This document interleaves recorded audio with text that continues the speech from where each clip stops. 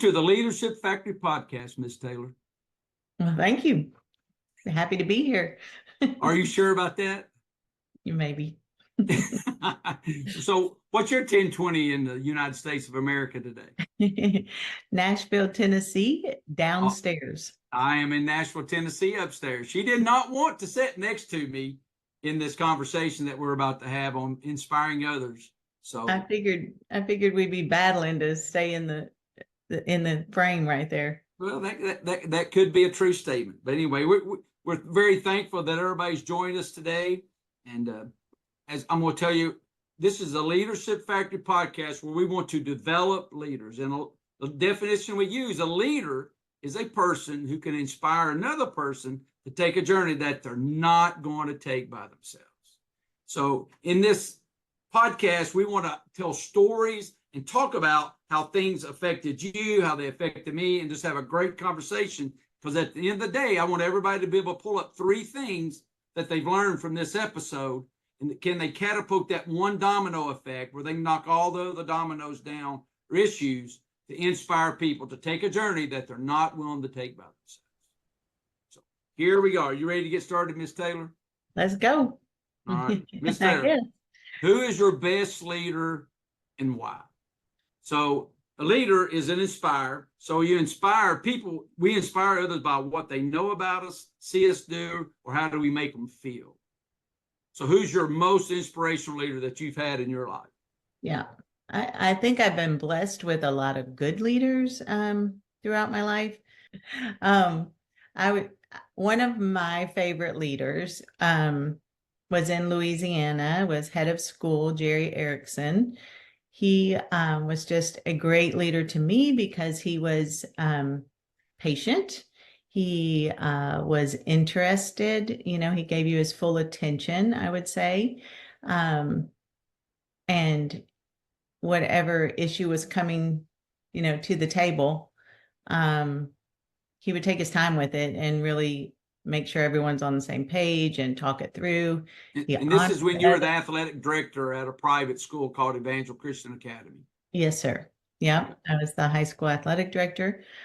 So we dealt with a lot of issues in that position, but he was really great at honoring others also. And I admired that about him, that I don't know that we ever left a group meeting that he didn't honor someone, or one-on-one meeting that he didn't, just say something that was honoring, that made me, want to keep going and motivated me, gave me a motivation there. That's good. So he's excellent. He was a very soft-hearted, but he would stand his ground in a tough situation. So he was one of the, to me, he's definitely one of those tenaciously humble people. Yeah. That I know that you don't like that terminology. It's a weird term, but he's definitely humble, and he definitely could just be super strong at the same moment. And I admired about that. Like, that's the type of leader that works with my personality, I think, and then I married somebody that's the opposite type of leader.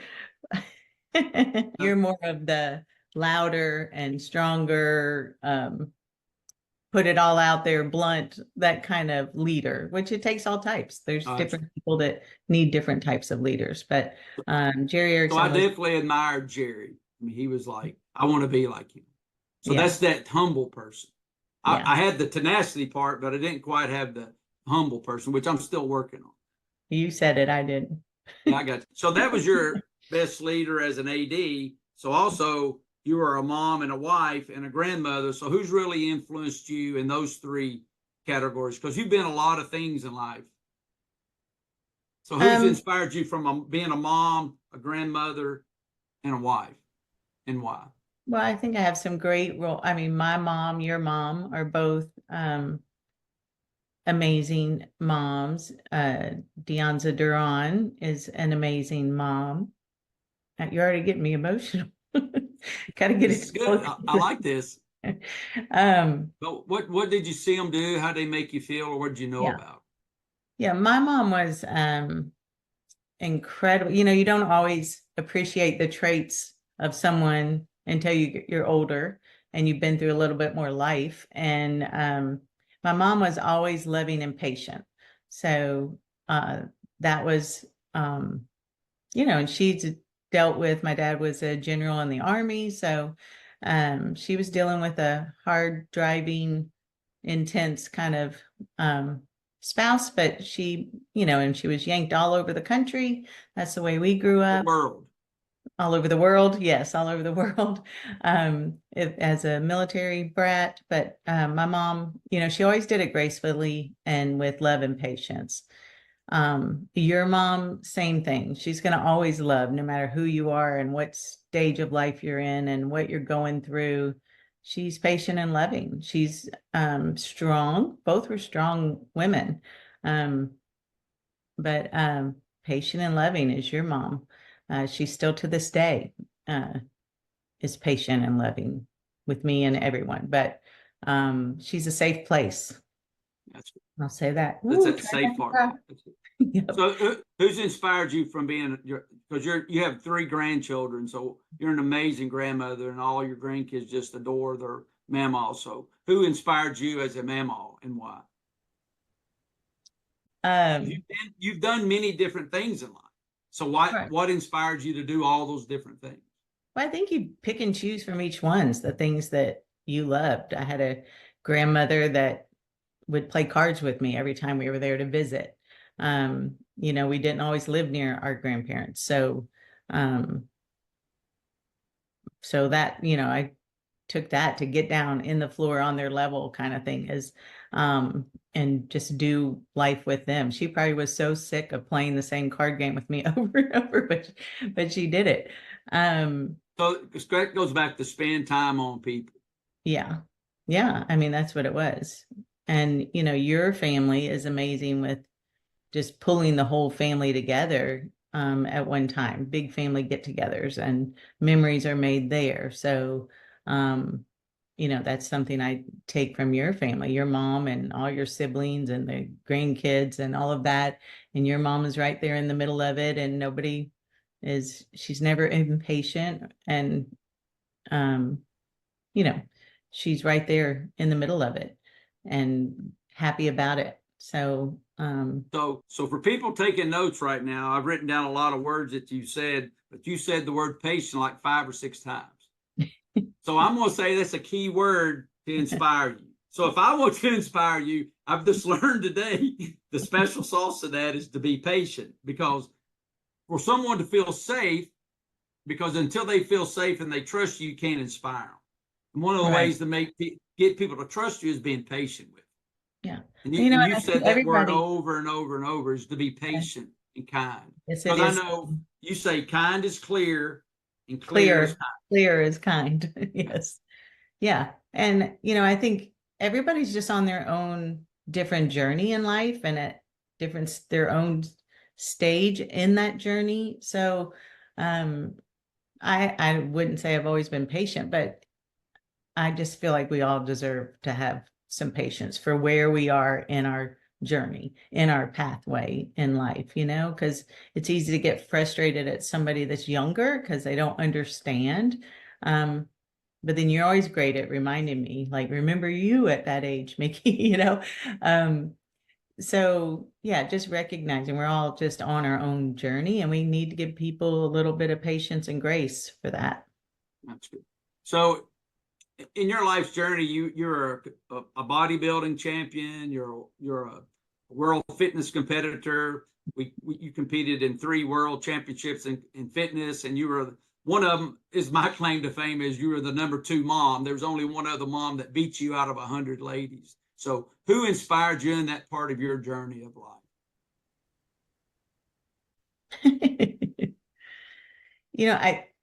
I think where that all came from was I competed in gymnastics all the way through high school, then went to college, and it's like you leaving college, like you've been doing this, you played football in college, so you left college, and it's like, what else? I'm used to competing for something. I'm used to having something out there to reach for. And, I guess you went into softball, really is kind of what you went to, right?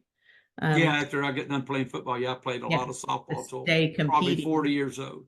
Yeah, stay competing and in that mentality. And I think this just kind of came along. I had our good friend Jeff Burkholz. Just Yeah, kidding, Jim. we love Jeff and Kathy.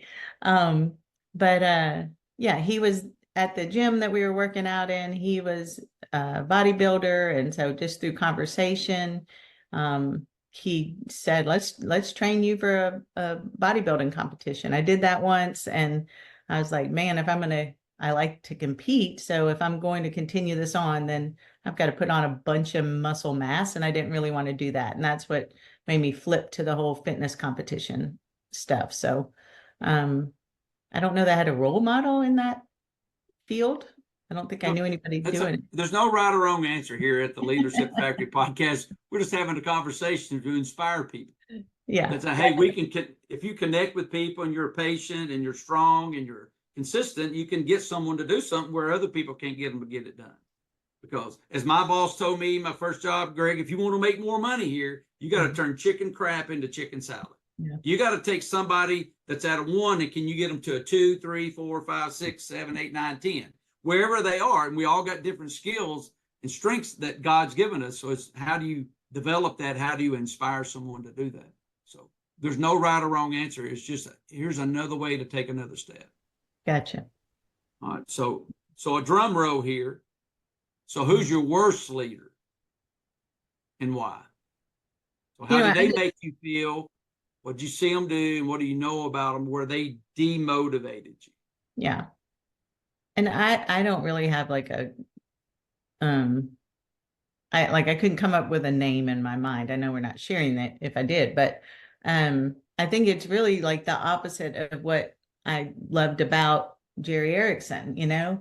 So if someone is impatient, if you come in and you feel like you're annoying them in a conversation, you're needing help, they're your leader, you need the help, and they make you feel like you're an annoyance coming in. So that would be a horrible leader. People that just don't care and don't pour their whole heart into it, like that is demotivating to me. Like I want to follow somebody. I will easily follow somebody that is all in, you know? So somebody that doesn't have their whole heart in the situation makes me not want to give my whole heart. So I'm gonna back up. I'll ask the current phase of life that you're in right now has been a real estate agent. So Yes. you've been doing that for 5 years. So roughly you were 53 years old. 7 years. So you were 52 years old when you said, 51. Hey, you were, okay. So you were 51 years old. And most people say you're out of the game, you're too old, but at 51 years old, you wanted to be a real estate agent. Yeah. So who inspired you to do that and why?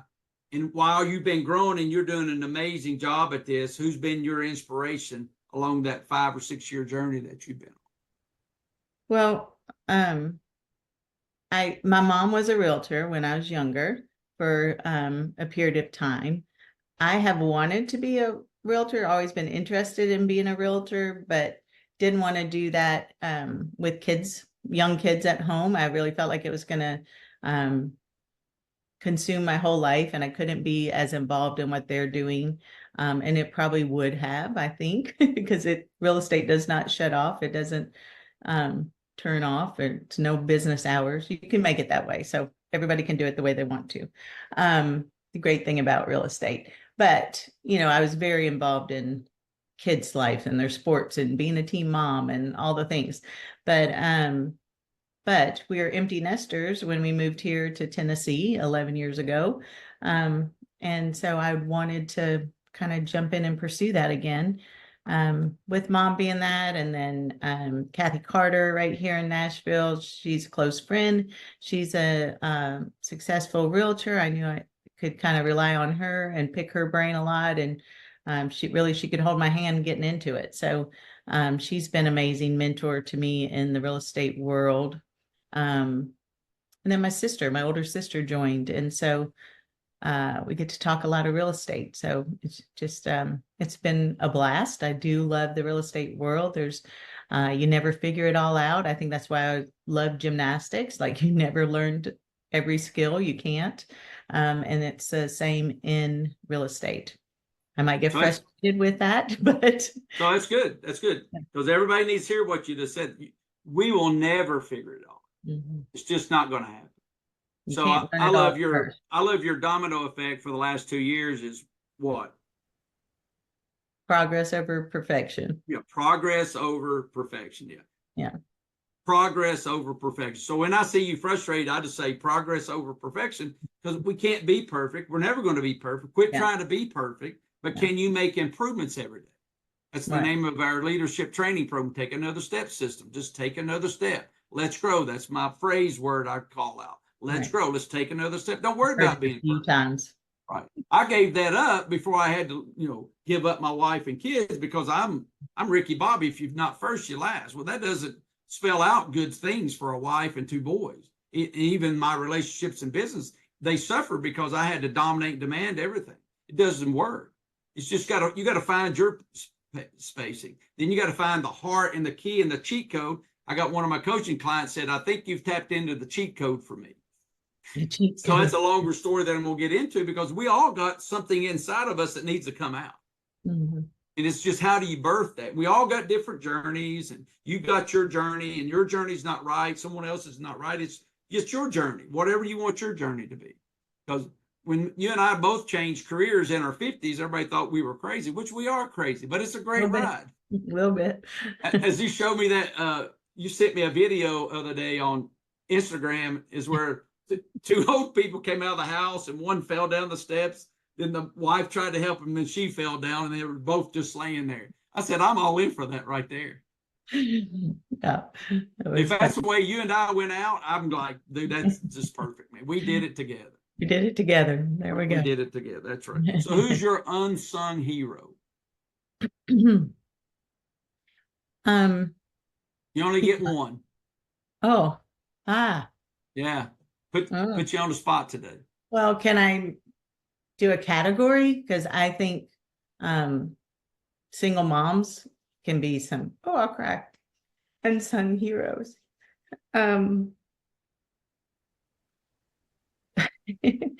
It's just like I have a sister that's a single mom and she's been through some hard stuff, but she's a battler and she did it. Her kids are grown now and raised and but I just know several single moms and to hear them talk and to know the struggles that they have to go through that I don't have to go through.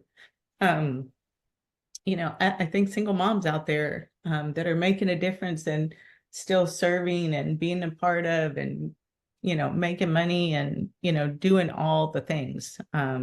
So we both got a sister that's a hero in that category. My sister being Regina. So yeah.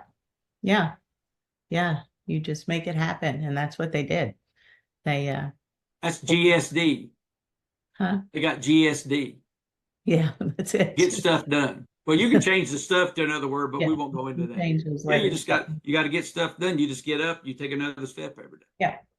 But I mean, that's a battle. And they did it beautifully. So there's my unsung heroes is all the single moms making it happen. So how do you take another step when you get stuck? Well, really, if I get stuck, what I want to be good at is just stopping and praying, trying to give it to God as what I do, because a lot of times I try to fix things first and then give it to God. So, or I give it to God and I take it back and try to fix it myself. So, stopping, praying, and then really like if I stop and start trying to name off all the things I'm grateful for, it can change my whole mindset right there. And, how can I complain about this little problem when I have all these other blessings? So, to stop and be grateful, can definitely change your mindset and motivation. That's good. So what is the biggest, I'm so glad I took that risk story of your life? I am so glad I did that. When you're 84 years old, sitting in your rocking chair and you can't do anything but think, you got an all crap bucket over here and I'm so glad I did bucket here. What's one of those, what's your biggest, I'm so glad I did? Yeah. I think this is probably one of those questions where you have my answer better than I do or something. But I think that, life, all along life, everything's a risk. Having kids can be a risk. You don't know what you're doing, but just parenting, all the decisions you make as a parent are a risk. You don't know how for sure it's going to turn out in the long run. So there's so many things along the way. I'm not sure. Do you have a specific thing you think of? Just becoming a realtor, moving to a new city, like all these things are things that can drastically change your life, but they've all been part of the journey, part of the story that got us to where we are right now. And grateful for where we are right now in our life. We have grandkids and the kids live near us, and we have wonderful family, even, at a distance. So, so you never could have wrote this out. You just took the journey. You live the journey. Yeah. So what I'm picking up, if I'm writing notes down, you found peace in your journey. You're so glad you took the journey that you took. And there's a lot of peaks, there's a lot of valleys, there's a lot of staying in the valley, there's a lot on top. Most of the time we're not on top, we're either in the valley or just so. But the journey is, you just got to keep going, because success is not a journey, it's a destination. Success is not a destination, it's a journey. Yeah. Because humans, we want to come to the end of something. Well, the end's when we die. Why do you want to do that? Why can't we just get better? If you're 0 to 105 years old, you can get better every day. But you got to wake up and be very intentional with that. Be intentional with your time, intentional with your brain. What are you watching? Who are you hanging around? What do you want to become? Go back and figure out, how do I become that person? Because God's given us the most powerful thing in the universe. It's called our brain. It's just, what are you doing about programming your brain every day? Yeah. I was listening to a sermon the other day, and they talked about, you're really happy and energetic and motivated when you start something. And then when you finish it, you're all excited because you completed it, and you're happy then too. But it's the in-between part. Nobody wants to stay with that same mindset throughout, because that's the hard part. But you don't get to the other side unless you go through it. So just trying to remember in the middle that we still have a lot to be grateful for, and that mindset. I can fall into that negative mindset real easy sometimes, but stopping and then recognizing what there is to be grateful, recognizing that I'm grateful that I even have this issue to deal with, and I can deal with it, is something that I work on. So I heard you say, if somebody's taking notes here, I'm going to grow through it instead of groan.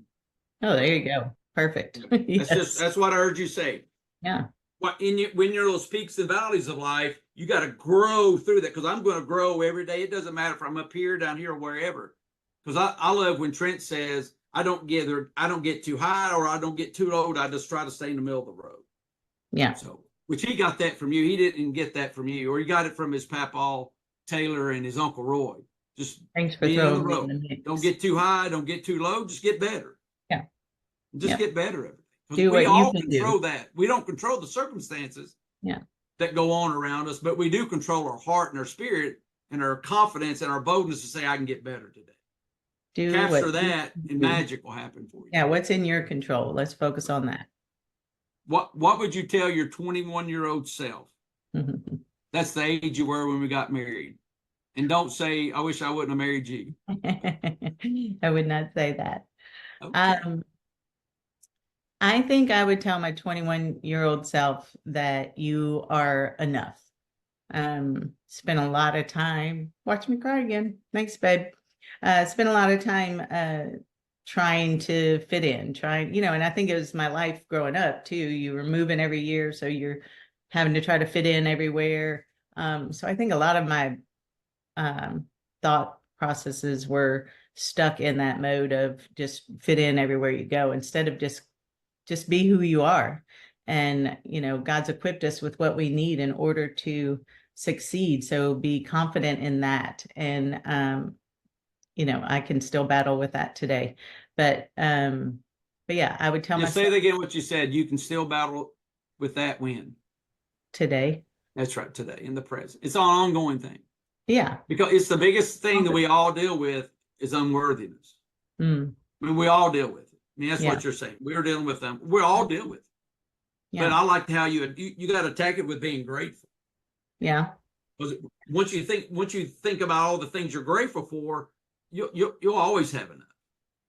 But if you always think about what you don't have, you'll never have it. Yeah, that's So right. if someone's taking a note down, that could be someone's domino effect today. Just be grateful. Go study the word gratitude. Yeah. Get a gratitude journal. I have 97 things in my daily prayer that I go through, 97 things that I'm grateful for. And I used to, 10 years ago, I couldn't come up with one thing I was grateful for. Because I got to be perfect. I got to be perfect or I'm a loser, which that's unworthy. There's so many things that we, all throughout the day, it can help you to just go and throw, what are you grateful for right now? That kind of thing. Because we have working computers in our house. So hallelujah, we can be grateful for that. Like there's so many things that not everybody has. And I'm not grateful today because I'm really starting to get over, because I had this thing set up to do it a certain way and you came in and changed it slightly. So I'm still working through my emotions on that. Sorry. Hey, baby. Hey, you do you. I'm very welcoming to my guests. So I'm going to be very patient. Oh, thank you. Yes. That could be my Me. domino effect for You're you. inspiring me. I know, be patient. Yeah. Because you said, what would you tell your 21-year-old self? You're struggling with your identity and your worthiness. So here comes a person along and they give you patience. And there's 4 psychological factors that Jerry gave to you: to be understood, to be validated, to be appreciated, to be affirmed. And when you're patient, you give a person those 4 psychological factors that every human needs. And God hasn't changed the way he's made people. So inspirational leaders that are listening today, if you want to inspire someone, you got to give them that psychological safety. Make sure you listen to understand. Make sure you validate them, appreciate them, and affirm them as a person. Because that's what Jerry did for you. You're right. That's it. And he did that through being patient, being interested in what you were doing, even though he didn't even like what you were doing. Right. And it's okay, but you're giving a tip because you're trying to understand that person. Mm-hmm. So I've got a client now, he's struggling with his 22-year-old son, and his 22-year-old son told him in a roundabout way, Dad, you just don't understand me. And his dad's being very aggressive with him, trying to fix his problems because he's got some issues going on. And his dad, he told him, just understand who I am, Dad. But his dad he's got to slow down, stop, and focus on that. What does that mean? That takes time. Yeah. It takes patience. It's a process too. That's relationship right there. It's relationships. That's right. Mm-hmm. That's right. All right, last question here. What is your winning edge? Or what's your special sauce? What makes the mixture tick? What makes you a great wife, grandmother, real estate, bodybuilder, fitness competitor, grandma, real estate guru, and wife? Well, I think it goes back to that, we're both competitive people. I think that I might get frustrated, but I don't give up. I do want to conquer whatever is in front of me. I might get sidetracked on an attitude or frustration, but I'm not going to quit. I'm not going to give up on it. I am, I'm a team player. I'm in it to the end. Like these are things I think that will help make a marriage last, will help make any relationship really last, no matter what you have going on. If it's a parent-child, if it's a, husband, wife, if it's a friend, whatever. Like I don't easily just throw my hands up and quit. Yeah, because if you've been married with me for 37 years and we've known each other for 40 years this year, yeah, you don't give up because you'll throat punch me. So yeah, that's your famous line. That's your famous line. If you don't shut up, I'll throat punch you. So there's a backstory to that. 40 years ago when I met you, they were calling you Muhammad Mickey because you just whipped some girl So I that's my don't start claim. fights. I don't start them. Well, I Out of know you didn't start self-defense. it. Right. She got in your space or touched you and you laid her out. But Okay. anyway, that's Okay. right. Thanks Yeah, for yeah, sharing that. don't give up. So there's been a lot of nuggets dropped today. So if you had one thing to tell someone if you want to be an inspire another person, what would that be? Well, I'm going to say take the time to stop and get to know them and what inspires them. Like, what is it that's neat? Because we all need different things. And if we try to lead in a way that is your style, but not their style, it's probably not going to work out so great. So just getting to know the person, and figuring out what is their style and then go lead in that way. Because I have classes and seminars on stop. You can't get someone to trust you and inspire them until you stop. Yeah, relationships take time, they take some digging. Right. And without a relationship at all, then it's probably going to be hard to lead someone. So one of the things that I fell in love with you, that you had tons of relationships of all diverse people. So I was stuck in a relationship with just athletes. Gotcha. Because I didn't understand other people. I understand an athlete, but you made me uncomfortable getting out of my safe zone of the athletic world to go into a different world. Because it's like your dad said, your talent is what's that word he used? It slipped my mind. Charm. Yeah, because that's what I saw in you. Charmed. You had all these friends, which made me jealous because you had a lot of friends that were men and boys, and that made me jealous. So I had to learn how to get over jealousy. You taught me that, and you taught me how to spend time on people. So I give you the claim to fame. You taught me about relationships. You and Mark Davis taught me about how important relationships are. Because it's not about what I can do, it's how can I help another person. And now I can't get you to walk away from places. You're there shutting down the business because you're spending time on people. But you've made me obsessive. I'm an obsessive person. You just taught me a different skill set. And we all got a gift inside of it, and we're all been created to inspire people. You don't need a title to be a leader. You don't need a title to be an inspirational leader. You don't need a title to change someone's course in their life. You just need to stop and spend time on people. So today's been a great session, Miss Mickey. Thank you, honey. I love you. So there's a lot of nuggets laid out there. I hope you got 3. Everybody that's got you 3 nuggets. Now, the big challenge is, can you find that up into one domino that can knock the rest of the issues down? That one domino, it's the action of power. As a COO trained me, he said, Greg, you got to figure out the most powerful things to do, the most impactful things to do. If you can figure that out, you'll make more money. If you can't, you'll spin around like a battling top and get kicked out. And you'll never like me again because I never told you what to do. So thank you for joining us today on the Leadership Factory podcast. Go inspire someone to do something that they're just not willing to do by themselves. Thank you, Miss Mickey Taylor. You're awesome. Thank you, husband. Thank you, Greg.